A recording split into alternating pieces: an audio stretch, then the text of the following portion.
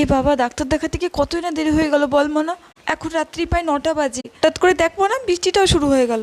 হ্যাঁ, আকাশে তো আবার বৃষ্টিও শুরু হয়ে গেছে। মা, চারিদিকে কি শুনশান রাস্তা, আমার না খুব ভয় করছে। হ্যাঁ, মনা শোন মা, ওই যে দেখতে পাচ্ছিস ভাঙাচোরা বাড়িটা, ওটার দিকে কিন্তু একদম তাকাবি না। কেন মা, কি হবে তাকালে? আমি যা বলছি তাই কর, সোজা চল।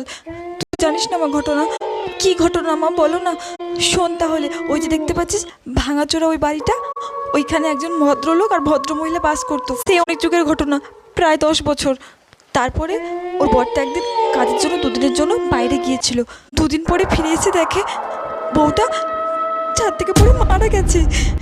তারপর থেকে ওই বাড়িটার দিকে আর কেউ তাকায় না, আর ওখান থেকে নাকি খুব কান্নার শব্দও আসে, আর সবাইকে নাকি ওই বাড়িটার দিকে টানে।